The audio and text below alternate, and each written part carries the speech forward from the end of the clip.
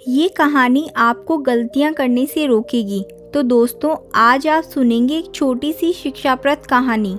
कहानी भले ही छोटी है, लेकिन उससे मिलने वाली शिक्षा बहुत बड़ी और जीवन में काफ़ी उपयोगी है।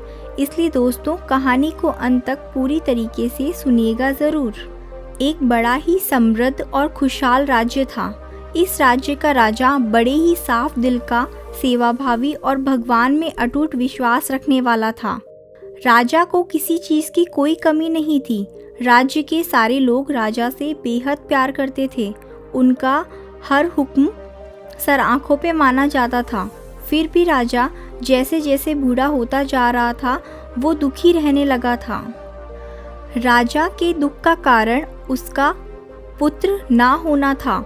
हालांकि राजा की एक पुत्री थी जो बड़ी हो चुकी थी। उसके विवाह का विचार भी अब राजा के मन में आने लगा था।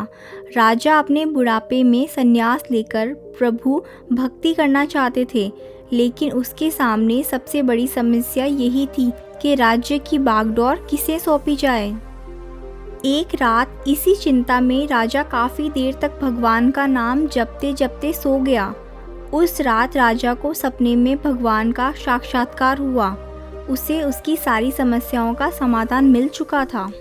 सवेरे उठते ही राजा ने बड़े प्रसन्न मन से एक सभा बुलाई और ऐलान कर दिया कि उसके महल के दरवाजे से जो पहला आदमी आएगा, उसी से राजकुमारी की शादी की जाएगी और उसे ही राज्य का राजा घोषित किया जाएगा। सभी लोग जो सभा में मौजूद थे, राजा का ऐसा अजीब ऐलान सुनकर काफ़ी अचंभित हुए। लेकिन सभी लोग जानते थे कि राजा बिना बात के ऐसा कोई मूर्खतापूर्ण काम नहीं करेगा। इसलिए उन्होंने राजा का ऐसा करने का कारण पूछा। राजा ने अपने रात के सपने के बारे में सबको बताया तो सबके मन का संदेह दूर हो गया। राजा के ऐलान पर तुरंत पालन किया गया और थोड़ी ही देर बाद सैनिक एक युवक को सभा में लेकर आए जो मैले पुराने कपड़े पहने हुए था। राजा के ऐलान के अनुसार गरीब को राजा बना दिया गया। राजकुमारी से उसकी शादी भी कर दी गई। कुछ ही दिनों में बूढ़ा राजा अपना सब कुछ त्याग करके प्रभु भक्ति के लिए सन्यासी बनकर जंगलों में चला गया। धीरे धीरे नए राजा ने राज्य का सारा भार संभाल लिया और बड़े अच्छे से शासन करने लगा। राजमहल में एक गुप्त कमरा था जिसके दरवाजे पर एक बड़ा सा ताला लगा हुआ था। इस ताले की चाबी नया राजा हमेशा अपने पास रखा करता था। हर हफ्ते एक दिन राजा उस कमरे का ताला खोलता और आधा एक घंटा उसमें समय बिताने के बाद फिर से उसमें ताला लगा देता था। उस चाबी को राजा कभी किसी को छूने भी नहीं देता था। अगर कोई इसे छूने की कोशिश करता तो राजा को गुस्सा आ जाता था। सेनापति, खजांची और सभी मंत्री बड़ी जिज्ञासा के साथ उस कमरे में क्या हो सकता है ये जानना चाहते थे। सभी के दिमाग में यही सवाल घूमता रहता है कि आखिर खजाने की चाबी खजांची के पास, शस्त्रागार की चाबी सेनापति के पास और सभी ज़रूरी दस्तावेज रखे कमरों की चाबी मंत्री के पास है। तो आखिरकार राजा उस गुप्त कमरे की चाबी अपने पास क्यों रखते हैं और आखिर उसमें ऐसी क्या कीमती चीज़ है जो राजा किसी को बताना नहीं चाहते। इन सभी के लाख कोशिशों के बाद भी राजा ने कभी भी उस कमरे में क्या है उसके बारे में नहीं बताया। इन सभी ने जाकर इस बात की खबर रानी के कानों तक पहुंचा दी। रानी को भी जिज्ञासा हुई कि ऐसी कौन सी रहस्यमय बात है जिसे राजा अपनी धर्म पत्नी से भी छुपा रहे हैं। रानी ने राजा से उस रहस्य को जानने के लिए हट पकड़ ली।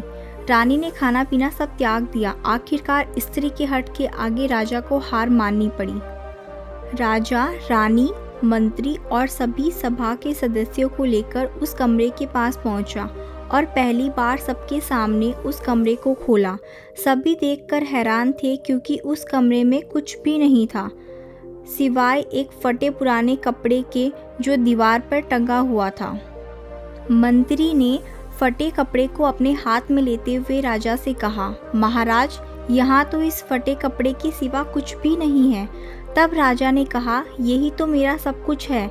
जब मुझे किसी वस्तु का घमंड होने लगता है या जब मैं अपने आप को दूसरों से उत्तम समझने लगता हूँ, तब इस कमरे में आकर अपने इस फटे पुराने कपड़े को देख लेता हूँ। मुझे याद आ जाता है जब इस राज्य में मैं आया था तब मेरे पास इसके अलावा कुछ भी नहीं था और मेरा सारा घमंड ख़त्म हो जाता है।